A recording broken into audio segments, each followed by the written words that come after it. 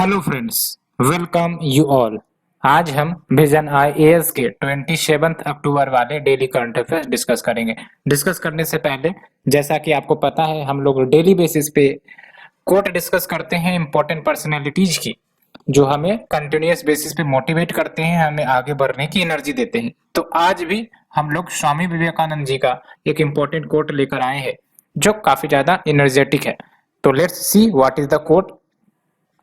Everything is easy when you are busy, but nothing is easy when you are lazy। कहने का मतलब अपने आप को बिजी रखो। कभी कभी आप देखते होंगे कि जब आपका खाली दिमाग रहता है तो विचार भी कुछ इसी प्रकार से आते हैं जो हमें कमजोर करने का प्रयास करते हैं। दैट्स वाई जब आपका जो डेली रूटीन है और जब वो आपका डेली रूटीन फॉलो नहीं होता है तो कभी कभी आपके मन में बेचैनी आ जाती होगी कि भाई साहब पढ़ाई नहीं हो पा रहा है, या फिर जो रेगुलर बेसिस पे हम पढ़ते हैं वो नहीं पढ़ पा रहे हैं, ये डिस्टरबेंसेस वो डिस्टरबेंसेस है। तो बजाय इन सब डिस्टरबेंसेस के बारे में सोचने के, हमें जो समय बचा है उस समय में पढ़ाई करनी चाहिए। फॉर एग्जाम्पल, कभी कभी ऐसा होता है कि हमने अलार्म क्लॉक लगाया है 7 बजे का कि भाई भाई साहब एकदम 7 बजे उठ जाना है, हमें चाहे कुछ हो जाए, विश्व रिकॉर्ड बना देंगे। लेकिन अगले ही दिन जब हम उठने का प्रयास करते हैं तो जैसे ही काटा 7 से 9 हो जाए पता ही नहीं चलता। पहली बात तो ये माइंड का आप नेचर देखो, 7 से काटा 9 पर चला गया, उसके बाद हम उठते हैं और उसके बाद अचानक से हम लोग परेशान हो जाते हैं, ये क्या 2 घंटा वेस्ट हो गया। उसके बाद जो माइंड आपको कोसने का प्रयास करेगा, आपने भी समझा होगा कि किस प्रकार से माइंड कोसता है। तुम नल्ले हो, तुमसे कुछ नहीं हो पाएगा, उठ भी नहीं पाते तो क्या तू कब करेगा, ऐसा ऐसा माइंड जो है आपको ख्याल देगा।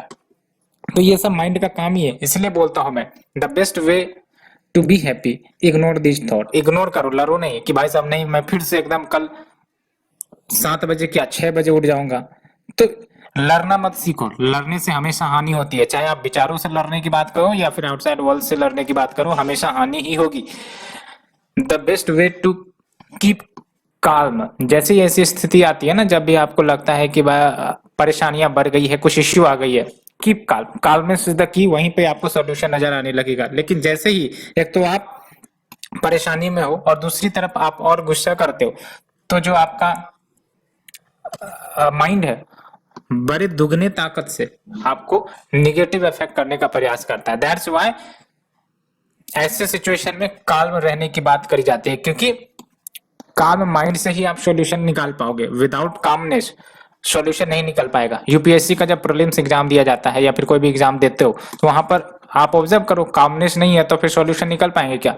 नहीं निकल पाएंगे। That's why calmness is the key, be calm in your life. ये आपको सिर्फ एग्जाम की जर्नी में नहीं बल्कि एंटायर जो लाइफ है उसको समझने में काफी मदद करेगा। Because calmness is the key to be happy in life. ठीक है, और हमेशा बिजी रहो। Busy in the sense WhatsApp Facebook पर नहीं, बल्कि अपना जो रूटीन आपने बनाया है और आपका जो ड्यूटी है, लेट से कि आपका ड्यूटी पढ़ने का है, तो आपको पढ़ाई में बिजी रखना है। सो दैट ऐसे ख्याल ही नहीं है। जब आप पढ़ने लगोगे आपको अपने आप ही कॉन्फिडेंस आने लगेगी। वो कहते हैं ना कि जिस चीज को आप शिद्दत से चाहो तो पूरी एनर्जी आपको उसमें इन्वॉल्व करने लगती है और आपको उस दिशा में आगे भेजने लगती है। तो इसका मतलब ये हुआ कि अगर आप नेगेटिव चीज पर ध्यान दोगे तो वो नेगेटिव एनर्जी आपको अफेक्ट करेगी। अगर आप अपनी ड्यूटी पर कंटिन्यूअस बेसिस पे वर्क करते हो तो डिस्पाइट की कुछ चैलेंजेज आते हैं, वो चैलेंजेस निकल जाएंगे टाइम के अनुसार। ठीक है, तो be busy with your work. If you are study, do corrective study. Definitely it will lead you success, it will lead you happiness in your life, and don't fight from your thought. ठीक है, और अगर late से कि कभी आप देर से उठे तो कोसो नहीं, हो जाता है कभी कभी, कोसने की जरूरत नहीं है कि भाई साहब हाँ चलो ठीक है हो गया, लेकिन जो समय बचा है उसमें तो अच्छे से पढ़ाई कर ले, तो वो दिन आपका खराब नहीं जाएगा। ठीक है, तो होप आपको ये बातें पसंद आई होगी। Let's move to our article. Article में भी हमने कुछ चेंजेस करने का प्रयास किया है। सिलेबस अकॉर्डेंस स्टडी मैंने इनिशिएट करी थी, जिसमें आपको मैं रोज सिलेबस के अनुसार आर्टिकल को डिस्कस करता हूं। अब कुछ एनालिसिस के अनुसार भी डिस्कस किया जाएगा कि इंपॉर्टेंट एरियाज क्या है।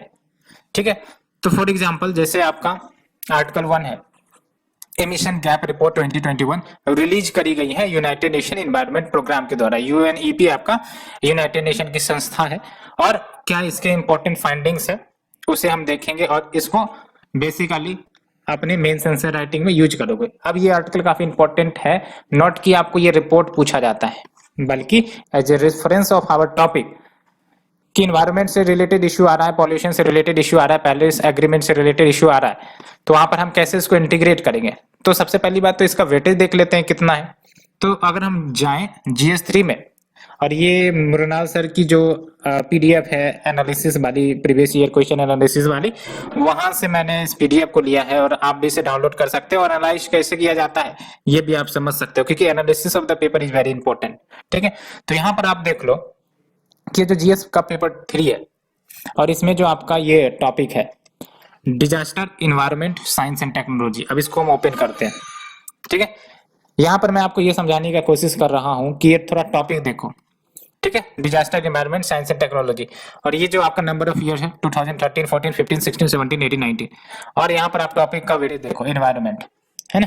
इन्वायरमेंट में देख लो 2019 में 15 मार्क्स, 2018 में 35 मार्क्स, और डिजास्टर में देखो आप 15 मार्क्स, और आपका 2019 में 35 मार्क्स। तो इसका मतलब क्या है कि कहीं ना कहीं आपको अप्रोक्स अगर इसको ऐड किया जाए तो जो आपका इन्वायरमेंट का टॉपिक है इसमें काफी इंपॉर्टेंट है। 35 70 नंबर तो ऐसे ही हो गए, 2019 की बात हो रही है। ठीक है, फिर इधर जोड़ो आप, तो लगभग लगभग आपको 75 marks environment science and technology disaster से आ रहे हैं। और अगर हम बात करें इन्वायरमेंट प्लस डिजास्टर को मिला दिया जाए जो रिलेटेड टॉपिक है, तो लगभग लगभग आपको 50 मार्क्स के क्वेश्चन आते हैं। तो इसका मतलब क्या है, ये जो आपका टॉपिक है एनवायरनमेंट और डिजास्टर मैनेजमेंट, ये काफी ज्यादा सिग्निफिकेंट है, हर एक साल आपके क्वेश्चन आते ही है। यहाँ आप ट्रेंड देखो 2000 आपका 13-14 से बात चल रही है, देख लो इन्वायरमेंट की बात करें 35 नंबर, 25 25 25 25 35, फिर 15, और डिजास्टर में देख लो, तो दोनों मिलाकर आपको मान के चलना है कि 50 मार्क्स आपके हैं अगर आपने अच्छे से इन्वायरमेंट के टॉपिक को कवर किया है। और क्वेश्चंस भी आसान होते हैं, कुछ दिन के बाद हम लोग क्वेश्चंस भी डिस्कस करेंगे, क्योंकि क्वेश्चंस भी आसान होंगे, हम लोग उसके डिस्कस करेंगे एक दो टॉपिक को कि आपका कैसे। देख लो environmental conservation, environmental pollution and degradation 2019, ठीक है 2018, फिर देख लो आप 2018 में आपको लगातार 3 क्वेश्चन बैक टू बैक मिल रहे हैं। तो ऐसे एनालिसिस करोगे तो आपको पता चल जाएगा कि सिलेबस का इंपॉर्टेंस क्या है, और साथ ही साथ कौन से टॉपिक पर कैसे फोकस करना है। खासकर आप क्वेश्चंस भी पढ़ने लग जाओ, क्वेश्चन से डरना नहीं है, क्वेश्चंस को पढ़ो, अपने आप आपको पता चलने लगेगा कि क्वेश्चन किस प्रकार से पूछा जाता है। तो definitely it will help you in going ahead in this journey. So चलिए हम डिस्कस करते हैं। तो देख लो ये जो आपका यूएनईपी रिपोर्ट निकाला है, ये एनुअल सीरीज का रिपोर्ट एनुअली निकाली जाती है, और ये आपको बताता है कि जो ग्रीन हाउस इमिशन जो रिलीज हो सकते हैं 2030 में,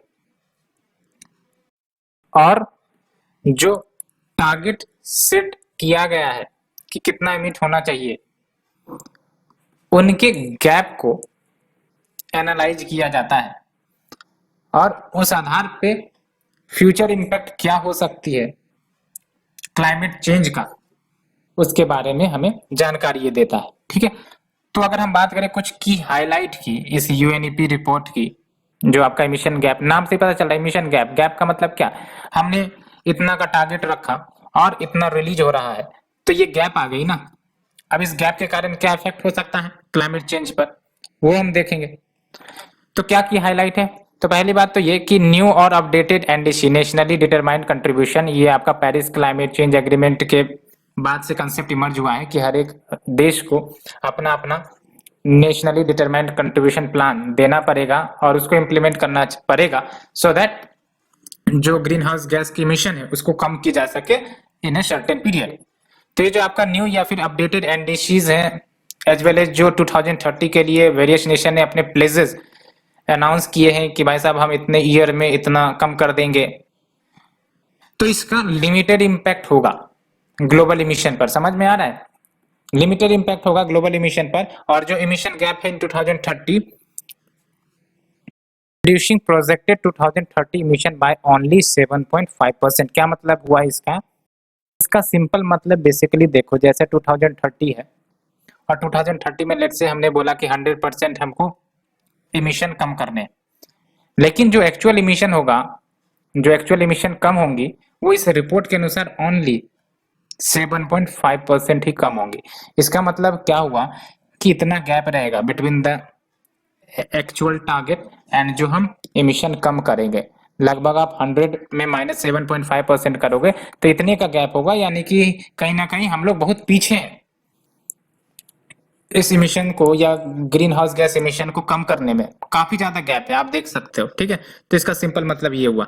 और अगर ये इमिशन लगातार कंटिन्यूड रही इस सेंचुरी में तो आपका लगभग 2.7 डिग्री तक का वार्मिंग हो सकता है एटमॉस्फेयर का, slightly less than 3 degree UNEP forecast in its last report. तो यूएनईपी ने अपने लास्ट रिपोर्ट में बोला था कि अगर ऐसे ही आपका ग्लोबल वार्मिंग या फिर जीएचजी इमिशन होता रहेगा तो by the end of this century 2.7 degree तक की ग्लोबल वार्मिंग हो जाएगी। और पेरिस क्लाइमेट एग्रीमेंट में क्या बोला गया है कि भाई साहब 1.5 डिग्री की आप वार्मिंग तक करो, बाकी इससे ज्यादा बढ़ने का इमिशन प्रयास ना किया जाए। लेकिन आप देख सकते हैं इस रिपोर्ट के अनुसार 2.7 डिग्री तक की वार्मिंग होगी, तो काफी ज्यादा हम लोग टारगेट से पीछे हैं अचीव करने में। एंड साथ ही साथ 30% cut is needed to limit warming to 2 degree C and 55% cut is needed to limit 1.5 degree C. तो अब क्या कहा जा रहा है कि अगर हम प्रेजेंट कंटेक्स्ट को देखें और अगर हमें पेरिस क्लाइमेट के टारगेट को अचीव करना है, यानी कि to limit the warming up to 2 degree C, तो उसके लिए हमको 30% इमिशन कट करना पड़ेगा। और अगर हमको 1.5 डिग्री लिमिट करना है तो 55% कट करना पड़ेगा। तो क्या आप बताओ, संभव है क्या? वर्ल्ड ओवर नेशन इतने प्रयास कर रहे हैं कि इतना कट हो सकेगा ग्लोबल इमिशन में? और दूसरी इंपॉर्टेंट बात यह है कि जो करंट नेट जीरो टारगेट्स हैं वो ग्लोबल वार्मिंग को लिमिट तो कर सकते हैं, लेकिन वो भी ज्यादा इफेक्टिव नहीं होगा, बिकॉज अल्टीमेटली ये भी 2.2 डिग्री सेल्सियस तक टेम्परेचर को बढ़ा सकता है। और दूसरी इंपॉर्टेंट बात, ये जो आप देख रहे हो नेट जीरो टारगेट, ये अभी डिफरेंट नेशन इसको डिफरेंट पर्सपेक्टिव में लेते हैं। कोई बोलता है कि 2060 तक नेट जीरो एमिशन टारगेट हम कर देंगे कंप्लीट, कोई देश बोलता है 2050, कोई देश बोलता है 2070। तो एक प्रॉपर प्लान नहीं है, और जब कोई प्रॉपर प्लान नहीं है तो कितना भी कुछ कर ले, कहीं ना कहीं इमिशन रिड्यूस होंगे या नहीं होंगे ये भी आपका सही से नहीं बताया जा सकता। क्या है ये आपका नेट जीरो या फिर कार्बन न्यूट्रलिटी? इसका मतलब ये हुआ कि जितना इमिट किया जा रहा है उतना ही कंज्यूम कर लिया जाए। अगर 100 टन इमिट किया जा रहा है तो 100 टन जीएचजी इमिशन को सिंक करवा दिया जाए। सिंक आपका एफोरेस्टेशन के माध्यम से या फिर कोई नई टेक्नोलॉजी के माध्यम से करवाया जा सकता है। तो तरीके कुछ भी हो सकते हैं, लेकिन नेट आउटकम जीरो होना चाहिए। ठीक है, and the reduction of methane emission from the fossil fuel waste and agriculture sector, ये कहीं ना कहीं मदद कर सकते हैं इमिशन गैप को क्लोज करने में, साथ ही साथ वार्मिंग को रिड्यूस करने में। बिकॉज मीथेन इमिशन भी आपका फॉसिल फ्यूल्स या फिर वेस्ट या फिर एग्रीकल्चर सेक्टर से काफी ज्यादा कंट्रीब्यूट होते हैं। And methane is one of the gas जो आपका ग्रीन हाउस इमिशन करती है और वार्मिंग भी करती है। और ये जो आपका कोविड-19 पैंडेमिक आया, इसके कारण अनप्रेसिडेंटेड 5.4% ड्रॉप हुआ था global fossil carbon dioxide emission में। इसका लॉजिक भी है क्योंकि ट्रांसपोर्टेशन सिस्टम तो पूरा पैकअप हो गया था, तो इसके कारण आपका कोई फॉसिल बर्निंग नहीं हुई। और डेफिनेटली इसके कारण आप देख लो 5.4% का ड्रॉप आया था global fossil carbon dioxide emission में। एंड कहीं ना कहीं अब चूंकि इकोनॉमी रिवाइव हुई है, ओपननेस हुई है, ट्रांसपोर्टेशन ओपन हुआ है, इंडस्ट्रीज ओपन हुई है, तो फिर से आपका ये जो इमिशन है 2021 में ये बढ़ेंगे। ठीक है, because economy is rebouncing back, transportation is rebouncing back, तो डेफिनेटली ये आपका इमिशन बढ़ सकता है 2021 में। ठीक है, अब देख लो क्या एक तरीका हो सकता है जीएचजी इमिशन को कम करने के लिए, या फिर तो एक तो आपका ग्रीन रिकवरी। अब ग्रीन रिकवरी का क्या प्रिंसिपल है? ग्रीन रिकवरी का मतलब क्या हुआ कि भाई साहब ये इकोनॉमिक रिकवरी हो रही है, इकोनॉमी की रिकवरी हो रही है, लेकिन वो ग्रीन रिकवरी हो। ग्रीन रिकवरी यानी कि क्या कुछ प्रिंसिपल है ग्रीन रिकवरी की। वैसे तो ये आपका बहुत ही छोटा फॉन्ट है। तो एक प्रिंसिपल है आपका अपहोल्डिंग कमिटमेंट, जो कमिटमेंट हमने की है उस कमिटमेंट को फुलफिल करना। रिजिलेंस बिल्डअप करना, रिजिलेंस यानी कि मजबूती, कि अगर कोई आपका क्लाइमेट रिलेटेड डिजास्टर आता है तो फिर हमारी वैसी तैयारी हो कि वो हमें अफेक्ट कम करे। As well as centering the participation, because ऐसे इश्यूज में आपका participation and cooperation is very necessary, and supporting the private sector as well, creating alliances, accelerating the transition and prioritising the transparency. ये सब कुछ आपका principal है, वो आप कहीं पर भी यूज कर सकते हो बेस्ड ऑन कि कौन से क्वेश्चंस पूछे गए। और ठीक है, so hope this article understood. Let's move to our second article. Updated national population register form appears to retain contentious question. तो कौन से वो contentious questions हैं जो अभी भी सॉल्व नहीं हुए हैं, और एनपीआर और एनआरसी दोनों में क्या अंतर है उसको भी डिस्कस करेंगे। लेकिन सबसे पहले टॉपिक एनालिसिस देखते हैं। तो ये आपका जीएस पेपर 1, ये आप देख लो, social science, poverty, population, globalisation. हालांकि ये पॉपुलेशन का टॉपिक है, और थोड़ा सा एनालिसिस भी देख लेते हैं सोशल साइंस का क्या है। ठीक है, आप देख लो, जब हम बात कर रहे हैं पॉवर्टी, पॉपुलेशन, डेवलपमेंट की, तो ओवरऑल 2018 में 40 क्वेश्चंस इन टॉपिक से पूछे गए थे। ठीक है, वुमेन से रिलेटेड हमेशा क्वेश्चन रहता है, देख लो 3-4 क्वेश्चंस मान के चलो वुमेन से रिलेटेड ही रहते हैं। तो आपका 35 मार्क्स का क्वेश्चंस वुमेन रिलेटेड थे। पॉवर्टी, पॉपुलेशन, डेवलपमेंट से रिलेटेड आपका 40 क्वेश्चंस था। रिलीजन, रीजन, एम्पावरमेंट से रिलेटेड 35 क्वेश्चन था। इन सब को मिला दो तो लगभग आपको 70 मार्क्स इधर से ही आ जाते हैं। सोसाइटी जो आपका सोशल साइंस है, ठीक है, that's why it is very significant topic. तो इसलिए हमें टॉपिक को समझकर उसके रेलेवेंस को देखकर तैयारी होनी चाहिए उस हिसाब से। So let's move to our article. हाँ, ये कौन से टॉपिक में था, ये मैंने आपको बताया पॉपुलेशन वाले टॉपिक में है।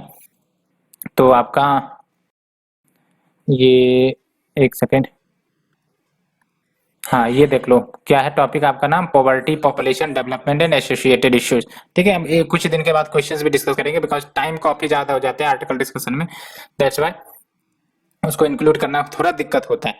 तो अगर हम बात करें इस इश्यू की, सबसे पहली बात तो आपको एनपीआर वर्सेस एनसीआर, एनआरसी के बारे में पता होना चाहिए। जब हम बात करते हैं एनपीआर की यानी कि नेशनल पॉपुलेशन रजिस्टर, तो एक प्रकार से रजिस्टर होगा जिसमें जो रेसिडेंट्स है, रेसिडेंट्स यानी कि जो हमारे देश में रह रहे, ये सिटीजन्स भी होंगे, नॉन सिटीजन्स भी होंगे, तो इनके बारे में इंफॉर्मेशन होगी इस नेशनल पॉपुलेशन रजिस्टर में। और ये प्रिपेयर करी जाती है लोकल लेवल पर, यानी कि विलेज, वार्ड लेवल पर इसको प्रिपेयर किया जाएगा, सब डिस्ट्रिक्ट पर प्रिपेयर किया जाएगा, डिस्ट्रिक्ट लेवल पर, स्टेट एंड नेशनल लेवल पर प्रिपेयर किए जाते हैं। और ये प्रीलिम्स के लिए जरूर याद रखना, under the provision of citizenship act 1955 and citizenship registration of citizen and issues of national identity card rules 2003। और जो डाटा कलेक्ट किए जाते हैं एनपीआर में, जो भी इंफॉर्मेशन कलेक्ट की जाती है उसको स्टेट्स के द्वारा शेयर की जाती है, मतलब स्टेट्स के साथ शेयर करी जाती है, as well as central government भी इनके डाटा को यूज किया जाता है, सो दैट जो भी वेलफेयर स्कीम्स चलाए जाते हैं उन वेलफेयर स्कीम्स को टारगेटेड बेनिफिट प्रोवाइड करने के लिए इस्तेमाल किया जाए। फॉर एग्जांपल एनालिसिस किया गया, पता चला कि आपका कुछ डिस्ट्रिक्ट्स में वुमेन एजुकेशन काफी पीछे है, तो वहां पर हम उस हिसाब से स्कीम चला सकते हैं। तो ऐसे करके हम स्टैटिक्स का इस्तेमाल करते हैं for running the welfare scheme. ठीक है, तो इससे आपका रिसोर्स की बचत होती है, फालतू में खर्च नहीं होंगे, तो बहुत सारे बेनिफिट्स हैं स्टैटिक्स की। ठीक है, और अगर हम बात करें एनआरसी की, तो ये जो नेशनल रजिस्टर ऑफ सिटीजन है ये एक्सक्लूसिवली जेन्युइन इंडियन सिटीजन्स का रजिस्टर होता है। और फिलहाल एनआरसी ओनली असम में ऑपरेट या फिर कराई गई है, आपको भी पता है। ठीक है, लेकिन इसमें आपको नॉन सिटीजन्स के रजिस्टर नहीं देखने को मिलेगा, इसमें जेन्युइन इंडियन सिटीजन्स के नाम मेंशन होते हैं। ठीक है, तो ये जो आपका सेंसस ऑफ इंडिया 2021 हैंडबुक है फॉर प्रिंसिपल या district census officers and charge officers, इसको शेयर किया गया है कि भाई साहब ये आप हैंडबुक ले लो और इसमें जो बातें कही गई है कि क्या आपका फॉलो किया जाना है रूल्स रेगुलेशंस ऑफिसर्स को, इसमें बातें कही गई है। और अगर बात करें ये जो आपका सेंसस 2021 के लिए करवाया जाएगा, आपको भी पता है सेंसस 10 साल में करवाए जाते हैं, तो इससे पहले 2011 में किया गया है, अभी आपका 2021 के लिए सेंसस होगा। तो बेसिकली कैसे डिफरेंट है ये आपका प्रीवियस सेंसस से। तो जो सेंसस 2021 है ये सबसे पहली बात तो डिजिटल सेंसस के रूप में कंडक्ट किया जाएगा। पहले हम लोग पेपर एंड पेन सेंसस के माध्यम से, यानी कि पेपर एंड पेन के माध्यम से सेंसस कॉपी में नोट डाउन किया जाता था, उस हिसाब से रिकॉर्ड करी जाती थी। अब डिजिटल सेंसस होगा। तो आप देख सकते हो रोल ऑफ टेक्नोलॉजी, यहाँ पर भी देख रहे हो, सिलेबस भी है हमारा रोल ऑफ टेक्नोलॉजी। तो यहाँ पर रोल ऑफ टेक्नोलॉजी देख लो सकते हो कैसे आपका इस्तेमाल हो रहा है, इंटीग्रेट हो रहा है सेंसस को कंडक्ट करवाने में। And for the first time जो डाटा है वो डिजिटली कलेक्ट किया जाएगा indigenously design and developed mobile app से। तो there will be a mobile app जहां आपका फॉर्म होगा उसे फिलअप किया जाएगा ऑफिसर्स के द्वारा और उस हिसाब से डाटा रिकॉर्डिंग करी जाएगी।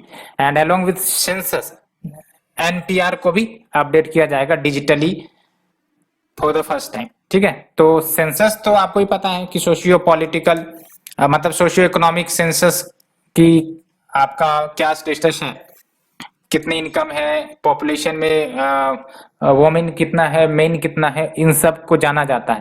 लेकिन जो एनपीआर है इस बार एनपीआर भी साथ ही के साथ कंडक्ट किया जाएगा।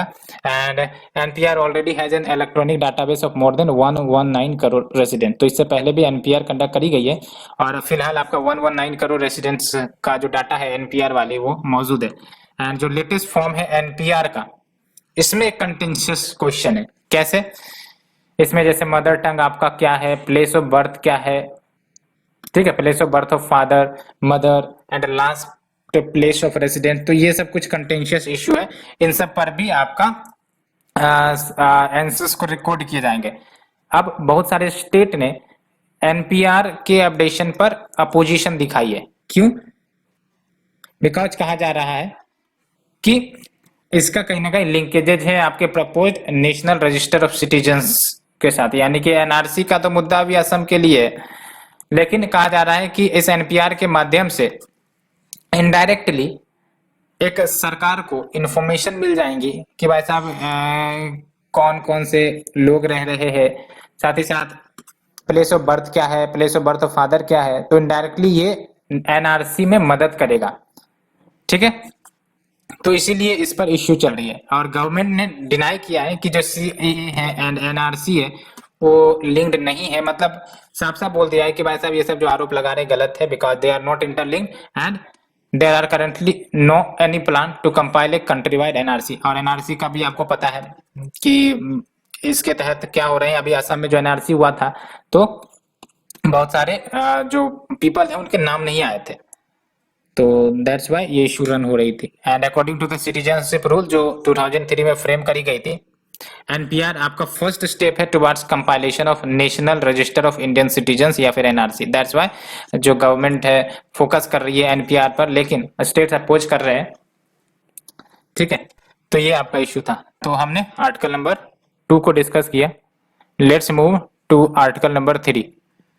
India asks BIMSTEC nations to work on a strategy for financing master plan for transport connectivity। अब देख लो, ट्रांसपोर्ट कनेक्टिविटी हमें साउथ एशियन नेशन में बढ़ाने का प्रयास किया जा रहा है और सार्क के तहत बेसिकली आपका एक ट्रांसपोर्ट कनेक्टिविटी प्रोजेक्ट लाने की बात है।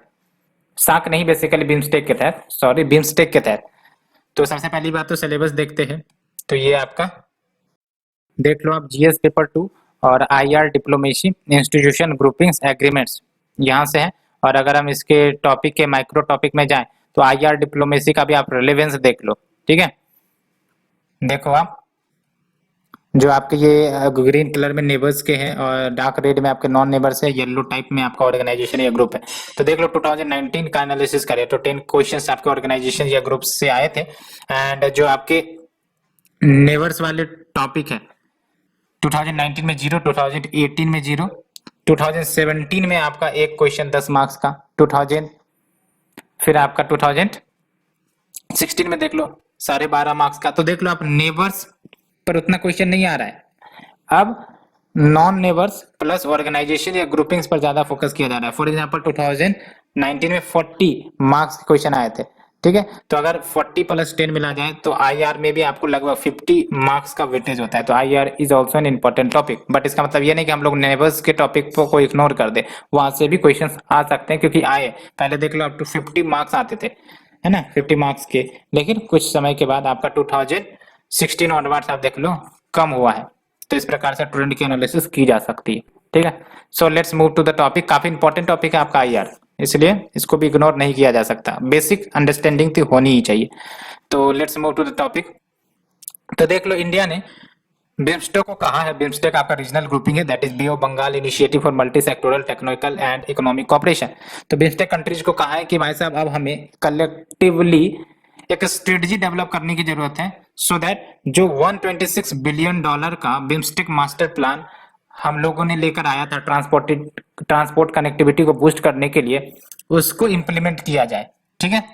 और ये जो आपका master plan for transport connectivity project जो प्रपोज करी गई है, क्या सिग्निफिकेंस इसका? तो इसके तहत आपका seamless multi modal transport system develop किया जाएगा across the bay of Bengal region, जो भी उसमें कंट्रीज आ रहे हैं, ठीक है। और मल्टी मॉडल की बात करते हैं तो यानी कि more than one medium of transportation, जिसमें रेलवेज रोडवेज ये सब आ जाते हैं, है ना। मल्टी मॉडल यानी कि more than one model is operating, चाहे वो रेलवेज भी हो सकते हैं, रोडवेज भी हो सकते हैं, तो ठीक है। तो it envisages a seamless multimodal transport system across the region, जिसमें इनफिशिएंट ट्रांजिट फैसिलिटीज होंगी, सो दैट बेनिफिट क्या होगा, बेनिफिट आपको याद रखना है, mobility of goods and people. And जब mobility of goods and peoples अच्छी होंगी तो डेफिनेटली आपका लॉजिस्टिक कॉस्ट कम होगा, हम लोग जो सामान भेजते हैं उसमें आपका कम टाइम लगेगा, ठीक है। और कहीं ना कहीं इंटीग्रेशन ज्यादा हो सकता है इकोनॉमी के लिहाज से और सारे देशों को बेनिफिट करेगा। तो दोनों logistic cost and logistic time दोनों कम हो सकते हैं अगर देखा जाए तो। And member states have also made progress on finalising the BIMSTEC coastal shipping agreement and the motor vehicle agreement. तो अभी बिम्स्टेक मेंबर्स के बीच 2-3 एग्रीमेंट चल रहे हैं, एक तो coastal shipping agreement and motor vehicles agreement, अभी फिलहाल फाइनलाइज नहीं हुआ है लेकिन फाइनल स्टेज में, ठीक है। तो बेसिकली बेनिफिट क्या होगा, हमें सिग्निफिकेंस पर ज्यादा फोकस करना चाहिए क्योंकि ऐसे टॉपिक पर क्वेश्चन बनते ही है सिग्निफिकेंस को लेकर। तो पहली बात तो intra regional trade and investment दोनों बढ़ेगी। इंटर रीजनल ट्रेड यानी कि ये जो हमारे रीजनल नेशंस हैं बिम्स्टेक वाले, इन सब के बीच आपका जो ट्रेड है वो बढ़ेगा, साथ ही साथ इन्वेस्टमेंट भी आएंगी क्योंकि कनेक्टिविटी बहुत बड़ा रोल प्ले करता है आपको इन्वेस्टमेंट के लिए, तो ये बात है। और it will connect number of other regional grouping, जैसे सार्क देश के सार्क ग्रुपिंग के जो नेशन है उसको भी कनेक्ट करेगा, आसियान देश के हैं उसको भी कनेक्ट करेगा, ACMES, BVIN, है ना, एंड ACC, ये सब आपके कुछ ग्रुपिंग्स हैं। BVIN की बात करें तो ये आपका तो बांग्लादेश, भूटान, इंडिया, नेपाल के बीच ये इनिशिएटिव है ना। तो definitely it will connect these country और ये आपका ट्रेड एंड इन्वेस्टमेंट दोनों को बूस्ट करेगा। अब बात करते हैं अन्य क्या मेजर कनेक्टिविटी प्रोजेक्ट इस रीजन में चल रहे हैं बेसिकली। तो आपने Kaladan multi border transit transport project के बारे में सुना होगा। इसके तहत जो सितवे पोर्ट है म्यांमार में, याद रखना है Sittwe port is in Myanmar, उसको कनेक्ट किया जाएगा हल्दिया से, Haldia is in West Bengal via bay of Bengal, ठीक है। And we have the India Myanmar Thailand trilateral highway, और ये आपका लिंक करेगा मोरेह जो इंडिया में लोकेशन है, मोरेह से बगान, बगान इज इन म्यांमार, एंड आपका फिर माओ शोत विच इज इन थाईलैंड। तो आप देख सकते हो ये 3 देशों के बीच, इंडिया, म्यांमार एंड थाईलैंड। तो एक तो मोरेह, बगान एंड माओ शोत। एंड इंडिया ने भी एग्रीमेंट जताई है कि हम लोग 2 वाइटल रोड सेक्शन बिल्ड करेंगे। एक तो आपका under this India Myanmar Thailand trilateral highway के तहत बात करी जा रही है कि इंडिया ने एग्रीमेंट जताई है कि 2 वाइटल रोड सेक्शन जैसे कलेवा यागरी जो 120 किलोमीटर का होगा वो इंडिया डेवलप करेगा, एज वेल एज 69 ब्रिजेज वो भी इंडिया डेवलप करेगा on the Tamu Kyigone Kalewa, ठीक है। And then we have the Bangladesh China India Myanmar economic corridor. तो ये जो है लिंक करेगा चाइना में जो यूनान प्रोविंस है उसमें आप एक का लोकेशन है क्यूनमिंग, उसको कनेक्ट करेगा कोलकाता से। तो आप सब देख सकते हो कि रीजनल कनेक्टिविटी को बूस्ट करने के लिए ये सब जो देश हैं वो एक साथ आ रहे हैं, इससे आपका ट्रेड, कॉपरेशन, लॉजिस्टिक कॉस्ट ये सब कम होगी, जो इन ग्रुपिंग्स के बीच का जो इकोनॉमिक इंटीग्रेशन है उसको बढ़ाएगा। So we have discuss article number 3, let's move to the article number 4, mapping India's climate vulnerability, a district level assessment report CEEW के द्वारा रिलीज किया गया। अब बात है कि इन सब के कुछ इंपॉर्टेंट पॉइंट्स निकल कर आते हैं। ये रिपोर्ट पर डायरेक्ट क्वेश्चन नहीं आएगा, कुछ पॉइंट्स आपको यूज करने हैं, ठीक है। तो कैसे हम उन पॉइंट्स को लें और लिखें वो ज्यादा इंपॉर्टेंट होता है रेदर कि हम पूरे आर्टिकल को डिस्कस करें, ठीक है। तो अगर सिलेबस की बात करें तो आपको ही पता है कि इन्वायरमेंट का आपको भी पता है, हमने बता दिया कि कितना इंपॉर्टेंस है, एक बार फिर से आप देख लो। तो कुछ क्वेश्चंस भी डिस्कस करेंगे बेसिकली, लेकिन हमने बताया कि 40 मार्क्स के क्वेश्चंस आते हैं, 40-50 मार्क्स के, ठीक है। तो इसीलिए हमें इनको इग्नोर नहीं करनी चाहिए। तो आप देख सकते हो 15 + 35 अगर डिजास्टर को मिला दिया जाए तो लगभग 50 मार्क्स से क्वेश्चन आते ही है, तो इसलिए ये सेक्शन भी काफी ज्यादा इंपॉर्टेंट हो जाता है। So let's discuss the article and the report. तो ये जो आपका council on energy environment and water है, दैट इज CEEW, इन्होंने लगभग 640 डिस्ट्रिक्ट को एनालाइज किया है, भारत के डिस्ट्रिक्ट को, कि ये जो डिस्ट्रिक्ट है कितने वल्नरेबल है एक्सट्रीम फ्लड्स या फिर ड्राउट्स या फिर साइक्लोन्स से लेकर, ठीक है। कि अगर अगर साइक्लोन आ जाता है लेट से, तो ये डिस्ट्रिक्ट्स में से सबसे वल्नरेबल डिस्ट्रिक्ट कौन होंगे, ड्राउट आ जाता है तो सबसे ज्यादा वल्नरेबल डिस्ट्रिक्ट कौन होंगे, फ्लड्स आ जाता है तो सबसे ज्यादा वल्नरेबल डिस्ट्रिक्ट कौन होंगे। और ये जो है डिस्ट्रिक्ट को रैंक करते हैं क्लाइमेट वल्नरेबिलिटी इंडेक्स के आधार पर। तो क्लाइमेट वल्नरेबिलिटी इंडेक्स क्या बताता है आपको कि कौन से डिस्ट्रिक्ट कितने ज्यादा वल्नरेबल है क्लाइमेट डिजास्टर से, based on its exposure, sensitivity, adapted capacity using a spatio-temporal analysis। क्या की फाइंडिंग रहा है? तो पहली बात ये फैक्ट आपको याद रखने हैं मेंस के लिए, more than 80% of Indians live in district vulnerable to climate risk, यानी कि अगर कोई क्लाइमेट रिस्क आता है तो 640 डिस्ट्रिक्ट में लगभग 80% डिस्ट्रिक्ट ऐसे होंगे जो वल्नरेबल है क्लाइमेट रिस्क के। और उसमें भी क्या, every 5 Indian live in areas that are extremely vulnerable. And most vulnerable district जो देखने को मिला है वो है आपका धेमाजी एंड नगांव असम में, एंड खम्मम तेलंगाना में, गजपति ओडिशा में,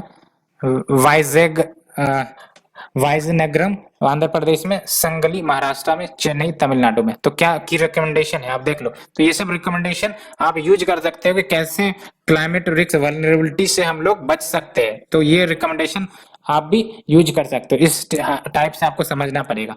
तो एक तो high resolution climate risk Atlas तैयार किया जाए सो दैट जो क्रिटिकल वल्नरेबिलिटीज हैं कि कौन से डिस्ट्रिक्ट में कौन सी वल्नरेबिलिटी ज्यादा खतरनाक साबित होंगी वो सब प्रिपेयर करा जाए और बेस्ड ऑन दैट वो एक्शन लिए जाए।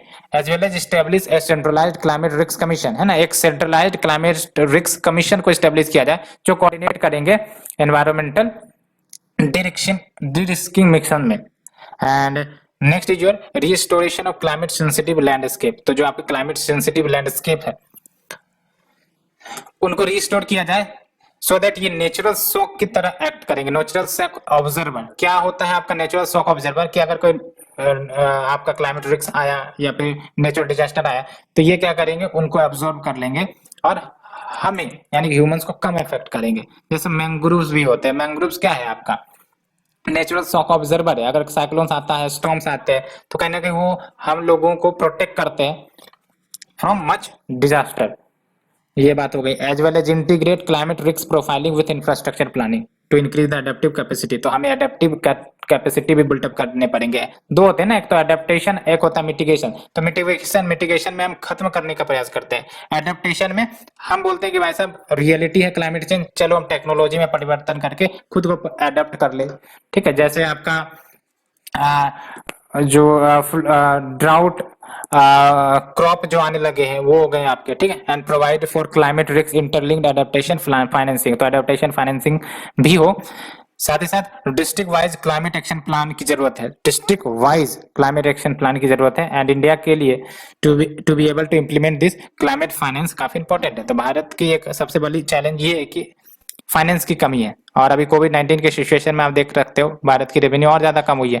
तो आप देख लो जो सदर्न जोन है वो मोस्ट वल्नरेबल है to all three hydromet disaster. तो कौन कौन से हाइड्रोमेट डिजास्टर, यानी कि जो वाटर से रिलेटेड है, जैसे फ्लड हो गया, एक्सेसिव वाटर, ड्राउट हो गया, लेस वाटर, ठीक है, साइक्लोन हो गया, सडन रेनफॉल, ह्यूज इंटेंसिटी। तो ये जो आपका नॉर्दर्न जोन है फ्लड्स के लिए ज्यादा फेमस है, बिहार, ईस्टर्न यूपी को आप देख लो, है ना। और ड्राउट के लिए मीडियमली ये है, और साइक्लोन तो नहीं आते हैं बिकॉज ये आपका लैंड लॉक्ड है। उस हिसाब से सदर्न है, ईस्टर्न है, नॉर्थ ईस्टर्न है, वेस्टर्न है, सेंट्रल है, ठीक है। तो we have discuss this, let's move to the next article. Article number 5, RBI decides to allow foreign portfolio investors to invest in डेब्ट securities issued by REITs and InvITs. तो REITs and इन्विट्स के बारे में जानेंगे, साथ ही साथ फॉरेन पोर्टफोलियो इन्वेस्टर्स के बारे में भी जानना जरूरी है बिकॉज एफडीआई एंड एफपीआई से questions mains as well as prelims में भी आते हैं। अलॉन्ग विद आरबीआई का ये डिसीजन कितना ज्यादा बेनिफिशियल होगा इंडियन इकोनॉमी के लिए, क्या फायदे होंगे, क्या नुकसान होंगे, उसे भी डिस्कस करेंगे। सबसे पहली बात तो सिलेबस को ध्यान में देखते हैं। तो सिलेबस को अगर ध्यान में देखें तो जीएस पेपर 3 और उसमें आपका जो ये लिबरलाइजेशन वाला टॉपिक है ना, effects of liberalisation on the economy, changes in registered policy, हालांकि यही टॉपिक है आपका। और एक क्वेश्चन आप देख सकते हो यहाँ पर एफडीआई से एसोसिएटेड होगा, देख लो क्वेश्चन किस टाइप से आता है। Discuss the impact of FDI entry into multi trade retail sector, यानी कि जो मल्टी ट्रेड रिटेल सेक्टर है उसमें अगर एफडीआई की एंट्री आती है तो क्या इम्पैक्ट होंगे इसके सप्लाई चेन मैनेजमेंट के ऊपर as well as trade pattern of the economy. और दूसरा क्वेश्चन एफडीआई की बात करें तो देख लो, FDI investment in defence sector अब कहा जा रहा है कि लिबरलाइज हो गया है, तो क्या इसका इन्फ्लुएंस होगा ऑन द इंडियन डिफेंस। तो बार बार आप देख सकते हैं इन्फ्लुएंस बेस्ड क्वेश्चन पूछा जाता है, इम्पैक्ट क्या होगा, है ना, देख लो इम्पैक्ट क्या होगा, इम्पैक्ट क्या होगा। तो इस हिसाब से हमें भी तैयार होना चाहिए कि इम्पैक्ट क्या होगा, इम्पैक्ट पर ही जनरली क्वेश्चन बनते भी, ठीक है। बाकी तो फैक्ट आपको ही पता है कि हाँ लिबरलाइज किया गया है एफडीआई को डिफेंस सेक्टर में, लेकिन इसका इम्पैक्ट क्या होगा। तो लेट्स डिस्कस द आर्टिकल कि अगर ये इनिशिएटिव ली गई है तो इसका इम्पैक्ट क्या होगा। पहली बात तो ये कि जो सेंट्रल बैंक है यानी कि आरबीआई, इन्होंने अमेंड किया है फॉरेन एक्सचेंज मैनेजमेंट डेब्ट इंस्ट्रूमेंट रेगुलेशन 2021 को। और अब इसके तहत जो फॉरेन पोर्टफोलियो इन्वेस्टर है, फॉरेन पोर्टफोलियो इन्वेस्टर यानी कि जो फॉरेन इन्वेस्टर होंगे लेकिन ये लेस देन 10% इन्वेस्ट करते हैं इन द इंडियन कंपनीज, ठीक है, तो ये आपके फॉरेन पोर्टफोलियो इन्वेस्टर होंगे। हाउएवर एफडीआई जो होता है आपका, जो इन्वेस्टमेंट होते हैं मोर देन 10% होते हैं, और ये कंपनी के शेयर और मैनेजमेंट इन सब पर आपका अधिकार रखने का भी प्रयास करते हैं, तो कंट्रोल भी करते हैं। लेकिन जो एफपीआई है इनका बेसिक मोटो होता है कि प्रॉफिट अर्न करो, ठीक है, ना कि कंपनी को चलाओ, कंपनी को मैनेज करो। तो एफडीआई वर्सेस एफपीआई में क्या अंतर है ये भी आप याद रख सकते हो, आपको इस टॉपिक पर भी तैयारी करनी चाहिए, ठीक है। तो जो आपका सेंट्रल बैंक है इन्होंने अमेंड कर दिया है, और अब जो है ये जो रिट्स है इनविट्स है ये भी, मतलब एफपीआई जो है ये भी आपका इन्वेस्ट कर सकते हैं रिट्स एंड इनविट्स में। सबसे पहली बात तो रिट्स एंड इन्वेस्ट को ही जान लेते हैं। ये बेसिकली जो रिट्स एंड इनविट्स है यानी कि एक तो रियल एस्टेट इन्वेस्टमेंट ट्रस्ट है, दूसरा इंफ्रास्ट्रक्चर इन्वेस्टमेंट ट्रस्ट है। ये बेसिकली आपके एक ट्रस्ट होते हैं जो डेब्ट सिक्योरिटी इश्यू करते हैं, यानी कि मान के चलो बॉन्ड इश्यू करते हैं और इस बॉन्ड को खरीदा जाता है इन्वेस्टर के द्वारा। फॉर एग्जाम्पल अब आपका फॉरेन पोर्टफोलियो इन्वेस्टर भी इसे खरीद सकते हैं, तो बदले में इस ट्रस्ट को पैसा आएगा, और ये पैसा कहां पर इन्वेस्ट किया जाएगा, रियल एस्टेट प्रोजेक्ट में इन्वेस्ट किया जाएगा, इंफ्रास्ट्रक्चर इन्वेस्टमेंट प्रोजेक्ट में किया जाएगा। अगर इनवित है तो इंफ्रास्ट्रक्चर इन्वेस्टमेंट प्रोजेक्ट में किया जाएगा। अगर वो रियल एस्टेट रियल एस्टेट वाले ट्रस्ट है तो फिर वो आपका रियल एस्टेट में इन्वेस्ट करेंगे, और बदले में जो प्रॉफिट आएंगे वो शेयर की जाएंगे between the investor and the trust. तो ये बात है। और कुछ बातें जान लो आप रिट्स एंड इन्वेस्ट्स के बारे में। पहली बात तो ये कि आरईआईटी यानी कि रिट्स की बात करें तो ये आपका इन्वेस्टमेंट व्हीकल है, इससे आपका जो पैसे है वो मोबिलाइज किए जाते हैं, और ये बेसिकली ओन करते हैं या मैनेज करते हैं इन्वेस्टमेंट ग्रेड को एज वेल एज आपका income producing real estate property, यानी कि जो रियल एस्टेट इनकम प्रोड्यूस करते हैं उसमें ये इन्वेस्ट करते हैं, जैसे ऑफिसेस में, मॉल्स में, and almost any asset that can produce an annuity revenue stream, वहां पर ये सब पैसे इन्वेस्ट करते हैं दूसरों से पैसे लेकर, ठीक है। एंड इनविट की बात करें, नाम से ही पता चल रहा है ये इन्वेस्टमेंट इंफ्रास्ट्रक्चर प्रोजेक्ट में इन्वेस्ट करेंगे। लेकिन सबसे इंपॉर्टेंट बात दोनों में ये है कि ये बड़े बड़े अमाउंट के मनी नहीं मांगेंगे इन्वेस्टर से, स्मॉल अमाउंट ऑफ मनी, है ना, स्मॉल अमाउंट ऑफ मनी को पुल किया जाएगा इन्वेस्टर से, but large number of investor से, ठीक है। तो नंबर ऑफ इन्वेस्टर्स बड़े होंगे, लेकिन अमाउंट जो पुल किया जाएगा इनके द्वारा वो काफी स्मॉल सम्स में पुल किए जाते हैं, सो दैट इन्वेस्टर्स को खतरा ना आ जाए कि पैसे डूब गए, ये हो गया, क्योंकि इन सब सेक्टर में ये सब इश्यू ज्यादा आती है, ठीक है। एंड आप देख लो, they are similar to REIT और इन इंफ्रास्ट्रक्चर। तो रिट्स एंड इन्वेस्ट में मैंने आपको बताया, एक रियल एस्टेट में, एक आपका इंफ्रास्ट्रक्चर सेक्टर में इन्वेस्ट करता है, और बेनिफिट यही होगा कि कैश की फ्लो इनके पास आएंगे और ये इन्वेस्ट करेंगे इन प्रोजेक्ट्स में। और इसका बेनिफिट क्या होगा उसे डिस्कस करते हैं। इससे पहले सेबी ने अमेंड किया है रेगुलेशंस को governing the REITs and invest, जो 2017 से इफेक्टिव है, और इसके तहत ये जो है लिस्टेड डेब्ट सिक्योरिटी इशू कर सकते हैं। तो अगर पूछा जाएगा क्या रिट्स एंड इन्वेस्ट लिस्टेड डेब्ट सिक्योरिटी इशू कर सकते हैं, यस कर सकते हैं, और ये सेबी ने अलाउ किया है। लेकिन because of the lack of enabling provision under the foreign exchange regulation, ये जो आपके बिजनेस ट्रस्ट हैं ये फंडिंग नहीं रिसीव कर पाते थे एफपीआई से, यानी फॉरेन पोर्टफोलियो इन्वेस्टर से, बिकॉज रेस्ट्रिक्शन था। अब आरबीआई ने अलाउ किया है, तो अब ये रेस्ट्रिक्शन खत्म, तो वहां से भी पैसे इनको मोबिलाइज हो सकते हैं। बेनिफिट क्या होगा, बेनिफिट वही मैं बोल रहा हूँ, इम्पैक्ट क्या होगा, तो इम्पैक्ट या बेनिफिट दोनों एक ही बात है। It will open up to alternate sources for REITs and invest, तो कहीं ना कहीं इसको फंड प्राप्ति होगी, और इससे जो कॉस्ट ऑफ फंड है वो रिड्यूस होगा, और ये परसेंट कैपिटल एंड लिक्विडिटी इनके पास अवेलेबिलिटी होगी। साथ ही साथ एफपीआईज के लिए क्या बेनिफिट होगी, तो बेसिकली इनका तो काम ही है कि इन्वेस्ट करो, प्रॉफिट अर्न करो, ठीक है, तो इनको भी प्रॉफिटेबिलिटी बढ़ेगी। And latest step opens up relatively secure डेब्ट investment option for them in India as well. Overall economy के लिए क्या होगा, तो कैपिटल यानी कि पैसे की अवेलेबिलिटी बढ़ जाएंगी, और पैसे की अवेलेबिलिटी बढ़ेंगी तो road, ports, other infrastructure projects को तेजी से कंप्लीट किया जा सकेगा, क्योंकि सबसे बड़ा दिक्कत फाइनेंशियल क्रंच ही होता है। अब पैसे आने लगेंगे तो फाइनेंशियल क्रंच धीरे धीरे मिनिमाइज होगी, तो ऐसे में जो इंफ्रास्ट्रक्चर का डेवलपमेंट है वो बड़ा तेजी से होगा। तो ये कुछ हमने इनिशिएटिव डिस्कस किए, आर्टिकल डिस्कस किए, आपको होप पसंद आई होगी। पसंद आ रही है तो प्लीज लाइक शेयर सब्सक्राइब जरूर करें। Thank you friend, thank you very much.